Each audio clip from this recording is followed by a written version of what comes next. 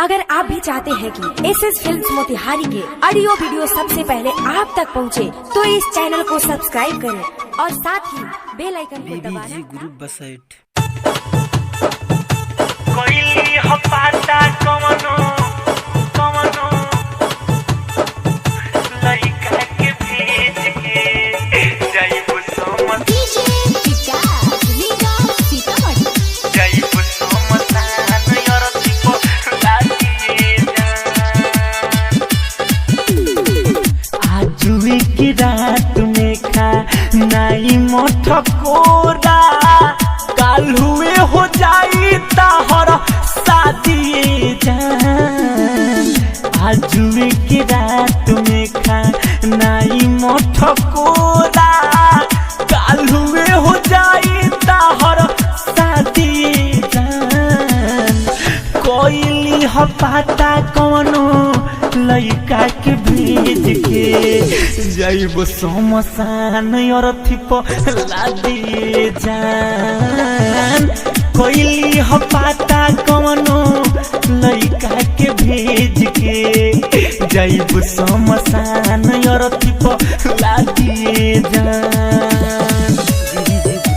कोइली ह पाता कवनो कवनो लइका के भेज के लादी जान होई जाए माला तो हम देखिए न पाइब तोरा घरे खुशी मनी मातम हम मनाइब हे पगली होई जाए माला तो हम देखिए न पाइब तोरा घरे खुशी मनी मातम हम मनाइब दुतिया के चांद बनबू ससुरा में जाई के मिल गइल दिल से जाती जान कोइली ह पाता कवनो लइका से जाई के जाइबू समसान और थिप लादिए जान कोइली ह पाता कवनो लइका से जाई के जाइबू समसान और थिप लादिए जान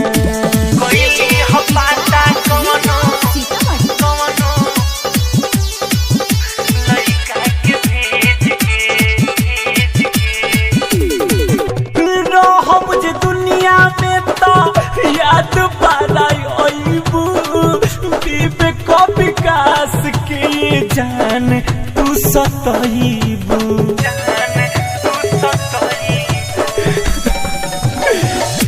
रहब जे दुनिया में तो